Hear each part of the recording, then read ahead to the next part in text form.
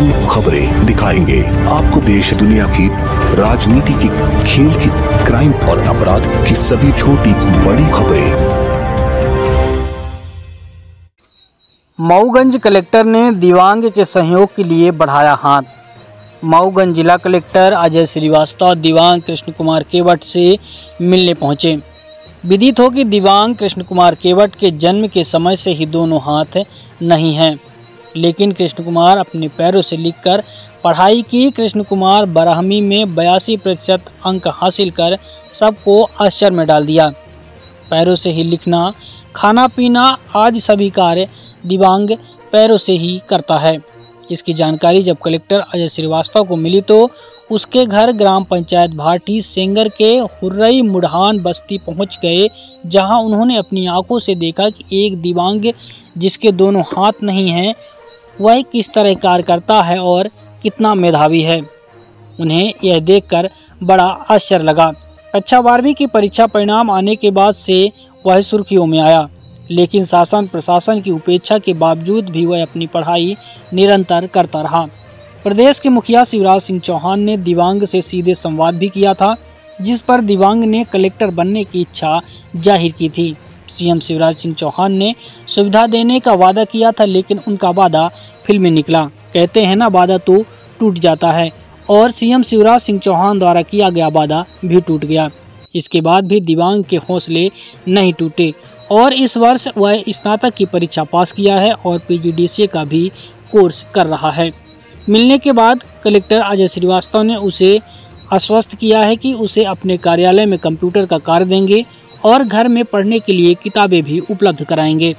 Collector Mauganj ने दिव्यांग कृष्ण कुमार को मोबाइल देने का भी वादा किया है और उसके छोटे भाई को भी पढ़ने के लिए भोपाल में व्यवस्था करने की बात कही है। वहीं परिवार के लोगों को रोजगार मुहैया कराने का भी प्रयास करेंगे।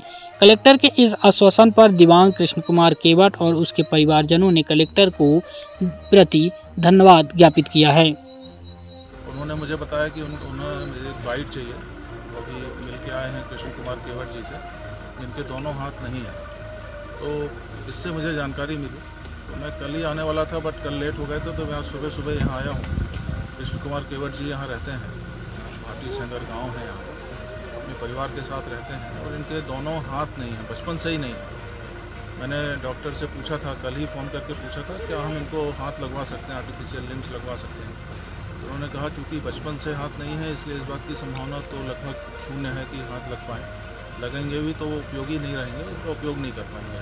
मैं आज इनके घर आया हूँ, इनके परिवार से मिला हूँ और ये बहुत ही प्रतिभाशाली व्यक्ति हैं।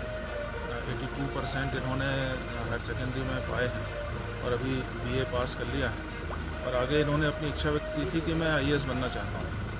तो उसके लिए मैंने इनसे पूछा कि चूँकि ओबीसी कैटेगरी में आते हैं, तो ओबीसी के हॉस्टल हैं भोपाल में, जिसमें आईएएस की यूपीएससी की कोचिंग भी होती है, रहने की व्यवस्था भी होती है और ये सारा कुछ व्यवस्था फ्री होती है।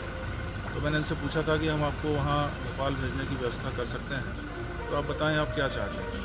इन्होंने कहा कि भाई मैं वहाँ नहीं जाना चाहता हूँ, क्योंकि चूँकि इनके दोनों हाथ नहीं हैं, तो सारी सेवा इनकी जो भी नृत्य किया है वो सब इनकी माताजी करवाती हैं और इनके साथ में जाने के लिए कोई भी व्यक्ति ऐसा नहीं है जो भोपाल जा पाए। तो इन्होंने भोपाल जाने में असमर्थता व्यक्त की है। तो इन्होंने कहा कि मुझे कोई रोज़गार मिल जाए तो मैं रोज़गार भी अपना काम करूँगा, कोई नौकरी मिल जाए। फिर इन्होंने बताया कि इन्होंने DCA भी किया हुआ है। तो जब इन्होंने ये बताया तो फिर मैंने ये सोचा है कि इनको मैं कलेक्ट्रेट में अपना आउटसोर्स में या किसी भी उसमें कंप्यूटर ऑपरेटर के रूप में इनको मैं काम दे दूँगा। तो अपना काम करते रहेंगे, कुछ घर से भी करेंगे, कुछ कलेक्ट्रेट आकर के करेंगे। साथ में इनकी यूपीएससी की कोचिंग की व्यवस्था मैं करूँगा, ऑनलाइन कोचिंग की व्यवस्था मैं करवा दूँगा इनकी। और अभी कुछ यूपीएससी की बुक्स जो हैं वो मैं आजकल में ही रीवा से मंगवा करके इनको भिजवा दूँगा, तो तैयारी अपनी शुरू करें। और इनके पास अभी मोबाइल भी नहीं है ऑनलाइन कोचिंग के लिए, तो एक मोबाइल भी मैं इनको उपलब्ध कराऊँगा ताकि इनकी ऑनलाइन कोचिंग चलती रहे और घर में रह करके अपनी पढ़ाई करें। और इनसे मैंने प्रॉमिस लिया है कि ये यूपीएससी निश्चित रूप से करेंगे और भगवान चाहेगा, मेरी शुभकामनाएं है तो आईएएस बनेंगे। तो ये एक प्रयास हमने किया है कि इनका जीवन सुखद हो। इनका हौसला देखकर आपको क्या महसूस है? इनका हौसला देख करके मुझे लगा कि हम लोग कितने पीछे हैं इनसे। मतलब इनका भगवान ने इनके साथ जो एक अन्याय किया है जो भी है, उसके बाद भी इन्होंने इतना हौसला रखा हुआ है। ये हमने अभी देखा है कि पैर से लिखते हैं ये, और पैर से ही पानी पीते हैं, पैर से ही चम्मच से खाना खाते हैं, और इनके जो दृष्टि है बड़ी क्लियर है। इनको लाइफ में क्या करना है वो दृष्टि इनकी एकदम क्लियर है, विज़न एकदम क्लियर है।